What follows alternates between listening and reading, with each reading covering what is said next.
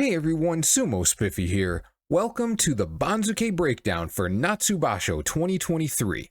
Last time I started the breakdown by comparing my Guess the Banzuke entry to the actual Banzuke, but if you watched the most recent Guess the Banzuke video, you know I put Ichi no Jo and Osanoyama way up here. So instead, this is the layout that most closely matched the Banzuke that was just released.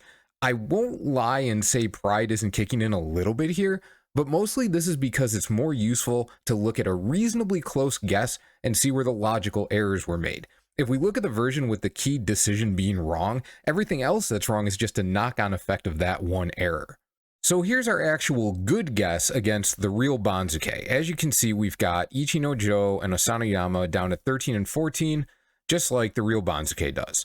So what did we get right and what did we get wrong? Well, as you can see, we got a lot right. In fact, for Guess the Banzuke purposes, I'll do the points real quick.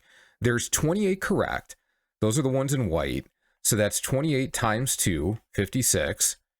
And then there's 5 more in green. Those are the ones that are worth 1 point. The rank was right, but the positioning was wrong. So plus 5 is 61 out of a total of 84, which nobody ever gets 84. There's only 9 picks that are completely off in terms of rank. And as you can see, the yellow color, I use that for ones that are 1 rank off. So like I had Koto Shoujo at Maegashira 6, he was at 5. So yeah, 1 off. Tamawashi is the only one that's more than 1 off. That's really what I go for. I'm not going to get these perfectly correct, but I want to make no major errors. So in this case, I'm pretty happy with the outcome. Now, if 61 points ends up doing really well in Guess the Banzuke, and that wasn't my actual entry, I'm going to be a little sad, but at least I have a record that I made this setup. I made this layout. I was thinking along these lines. Now, to look at how the actual Banzuke has been set up, and it actually makes a lot of sense. I saw some early comments that were like, what are some of these decisions they made? Their decisions are not like ones that we've seen in the past, but there does appear to be an internal logic. So let me bring the math in and put them between these two, and let's take a look at that. All right, so here we've got my layout, the real layout, and the math in the middle. What exactly is the part that's internally logical that a lot of people seem to think doesn't make a lot of sense? Well, let's start at the top and work our way down. So obviously we've got Terunofuji and Takakeisho. They're staying in place. We knew that already. Kiri did jump ahead of Hoshoryu. Daisho is, as expected, ahead of Wakamoto Haru. Those are Sekiwake. Now, Wakataka Kage being placed ahead of Shodai is kind of surprising. That's not something that they usually do. The guy being demoted from Sekiwake basically always ends up as the last Komusubi in the list. If there's 2, then he's 1 west. If there's 3, then he's 2 east or west, whatever it ends up being.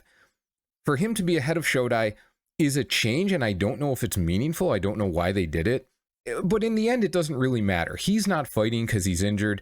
So Shodai, in terms of how it's scheduled, is just going to play the same role that he would have whether he was 1 west or whether he's here at 2 east. So that doesn't matter. Abi and Midori Fuji, obviously their math was set up so that this was the only place they could go. Now, the first surprise. I have mentioned several times that I was told, and I believed, because past history has shown this to be basically true, that if someone in the Sanyaku gets demoted out of the Sanyaku, their demotion seems to be reduced by 1 rank before it's figured out where they go. Well, that appears to have ended, or at least it wasn't used in this case. If you bounce Tobizaru down 3 ranks from Komusubi instead of 2, he goes 1, 2, 3, he's behind Takayasu and Endo. It works out perfectly if you do that. I just didn't do that this time. Anybody who did the normal 3 ranks should get this absolutely correct.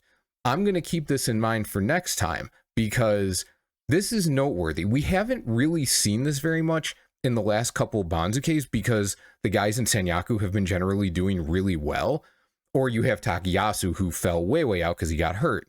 Shodai did seem to get treated the way I just described. I don't know why it isn't being done for Tobizaru, but let's be aware of this. Let's not be surprised if Sanyaku demotees are dropped a little further than we're used to in the future.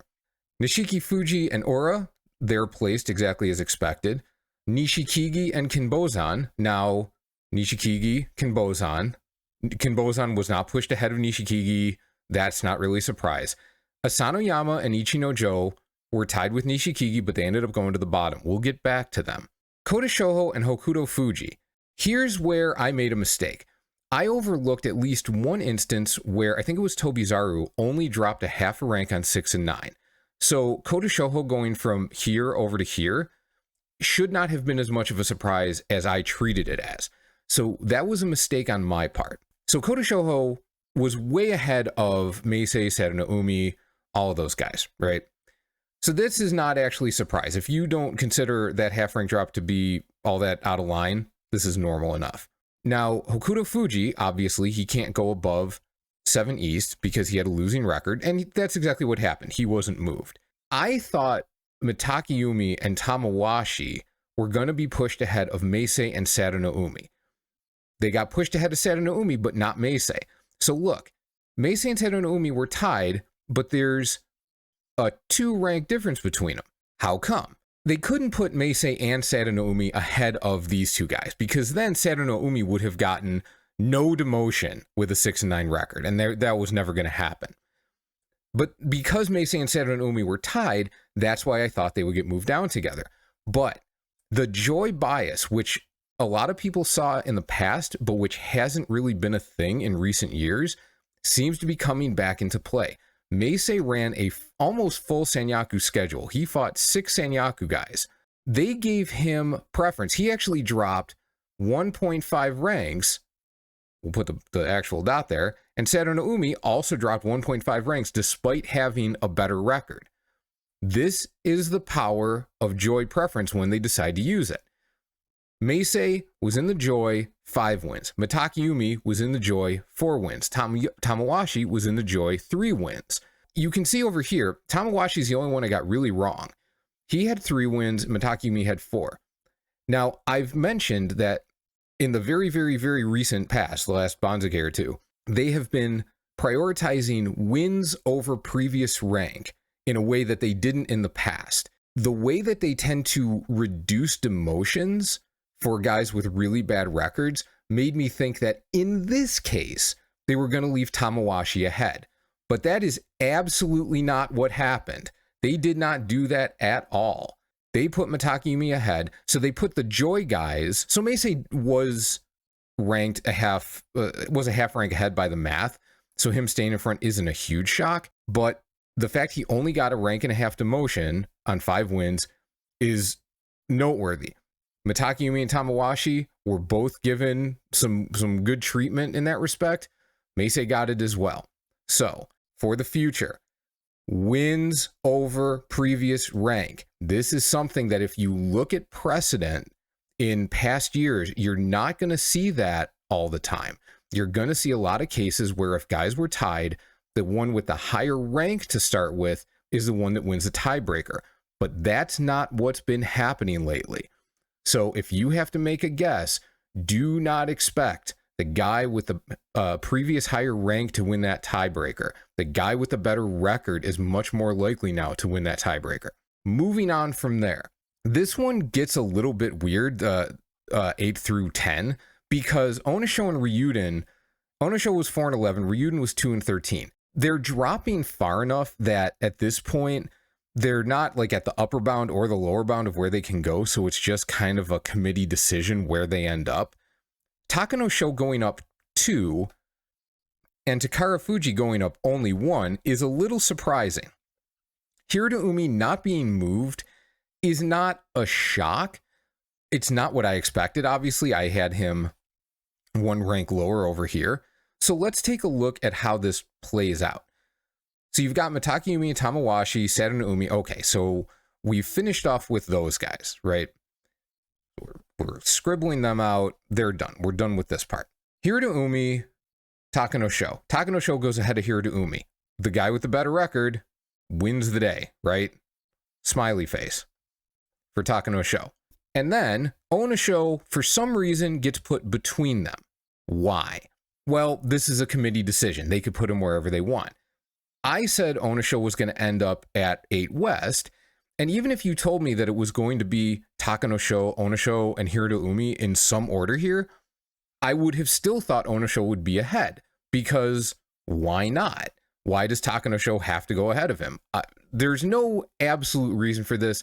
This is purely, they felt this was right. You can't necessarily predict these things. Now, Ryuden, I guessed him in this setup at 9 East, but I had him in other setups at 10 East. That was when the Hokuseiho question came up. This, again, is just they decided to put him there. But going back to Takanosho, Hiraumi, Onosho, those three are together and they are in order here, right? The yellow's a little hard to see, I apologize. After that, you've got Takara Fuji. And then why couldn't they put Takara Fuji ahead of Ryuden? Again, it's just a decision they made. Once you get past them, though, everything plays out pretty cleanly. And as you can see, we got all of those right. Hokuseiho, Daishoho, Aoyama, all tied. They go in record order. Hokuseiho first, Daishoho second, Aoyama third. Then you've got Kotoeko, he's in place. Chiyoshima is in place. Ryuden obviously got moved up, so he's out. Then we've got where Ichino-jo and Asanoyama went. There really was no place for them to go down here other than this. I mean, again, they could be placed wherever the committee wanted, but logically, this is what made the most sense. I was a little surprised by how many people had him in the middle, because the top and the bottom are the ones that seemed most logical. I got it wrong in my Guess the Banzuke entry, but this one does make a lot of sense. If you're going to put them not that far up, here's where they go. There's just a gap there for them to fill right here. Now, we get one more tie. Myogiryu, Ichi Yamamoto. Myogiryu, Ichi Yamamoto. The better record takes it. And then Tsurugisho, Mitoryu, Oho, Kageaki, they're all in order. So our big takeaways from this Banzuke should be, number one, they are going to preference record over previous rank. That's what they're doing in most cases. 2, joy preference. If there's going to be a situation where they don't preference record over rank, it's going to be when one guy is in the joy and one isn't. 3, do not expect favorable treatment for guys being demoted out of the Sanyaku, in the sense that they don't get that rank taken off their demotion that seemed to be the case in the past. Tobizaru alone is not good enough evidence that this is going to be a trend, but the fact that it basically never happened and now it happened this time, it could be that they're thinking, look, Toby keeps going in and out and in and out. If he really deserves to be there, he'll get there again. But we need to push him down a little bit and see if other people can jump up and take his place. That absolutely could be what they're thinking. But let's keep an eye on that. That's something we can't say for sure, but we should be aware of as a possibility. And that's our breakdown of the Banzuke for Natsu Basho 2023. Hope you've enjoyed. Hope you've learned something. Come back in the coming days. The video about the upcoming schedule will be out. I would like it to be out sometime this week, but family is coming for a visit, so it might not be till next week. I will definitely have it out in plenty of time for people who want to use it for their fantasy games. The Yeats videos will be coming out pretty soon after my strikes expire. I got to double check the date on that, but those are just about finished. And other than that, I think we are going to try the preview thing for this Basho. Hopefully using old footage during the Basho doesn't cause any copyright issues, because using old footage in general tends not to be a problem. But I guess we'll find out. It's a chance, but it's a chance we can deal with. It sounds like fun, so I want to try it. All right, get out of here, everybody. Have a great day, and I will see you soon.